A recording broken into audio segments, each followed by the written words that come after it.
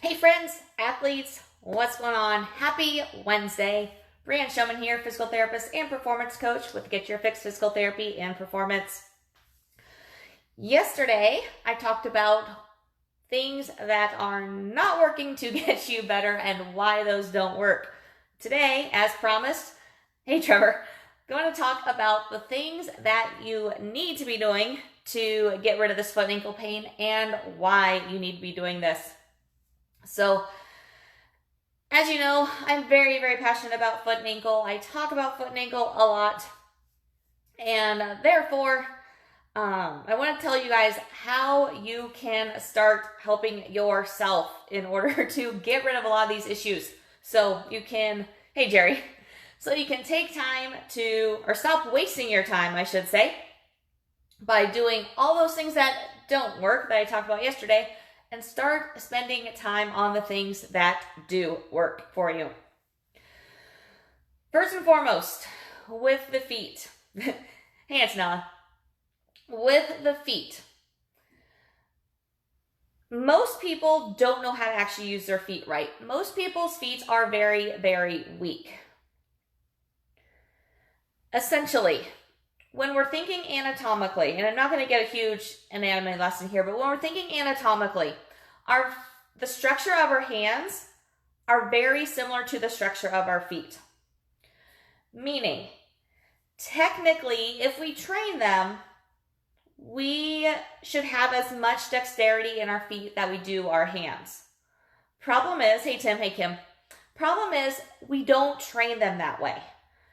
We stick our feet in shoes all day, and if they're not in shoes all day, we aren't really doing anything to teach them how to work better. At least most people aren't. And so our feet kind of forget how to work right.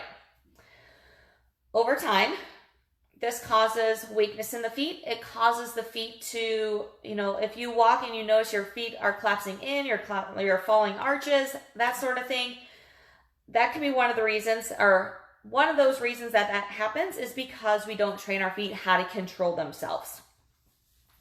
When they don't control themselves, like I said, they start falling in, we get some weird things going on.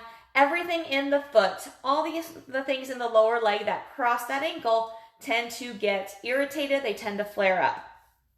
Which is why you can treat your symptoms all day, but unless you actually correct what's causing it, what's causing that torsion, what's causing that stress and tension on those tendons, those ligaments, those bones, those joints, it's not going to get better.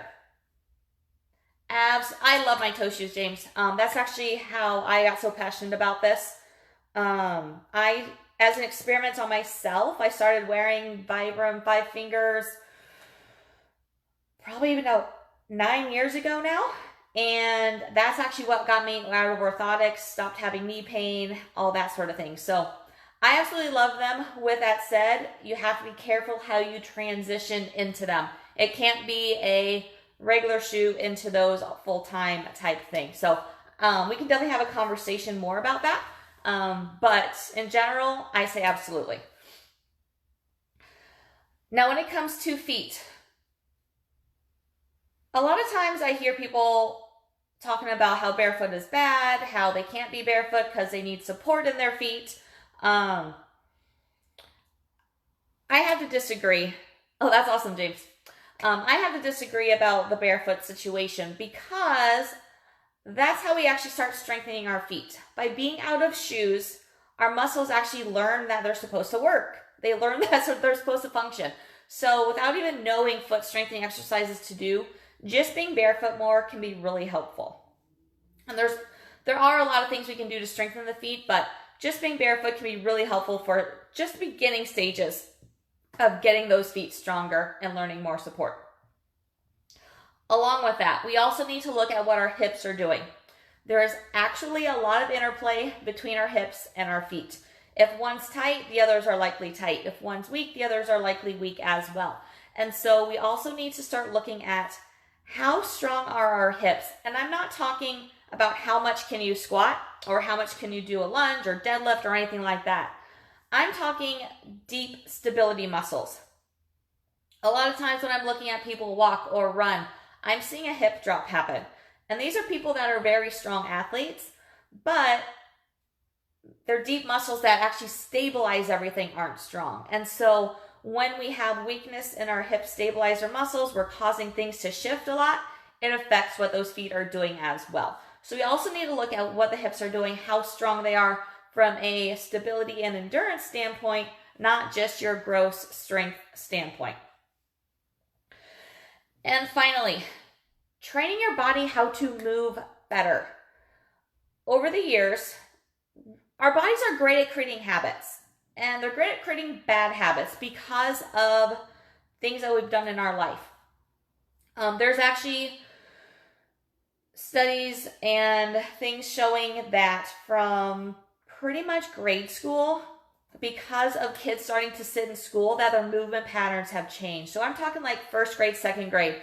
We can start seeing movement patterns change in kids from sitting. If you ever pay attention to how a child picks something up from the floor, they squat all the way down to do it. And I'm talking like a toddler, like 4 or 5 years old. Watch how they pick something up from the floor. And then watch how like a teenager will do it, and watch how you do it. My guess is they're drastically different. That toddler, they squat down, their feet are on the floor, their butt goes down, they pick it up.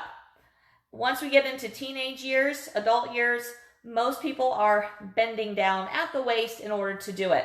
It's because we learn how to do things in a compensatory way, because things are tight and weak. Over time, they continue getting tight and weak. And this plays a huge effect in what our feet are doing. As everything else gets weak, our feet do as well.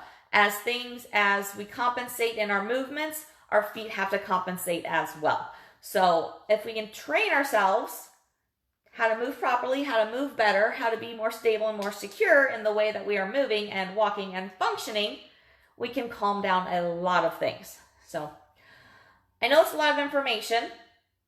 If any of you have any questions on this once you've watched this, definitely feel free to post your questions on here, or feel free to message me directly if you have some more direct questions that you prefer to have a conversation with me about.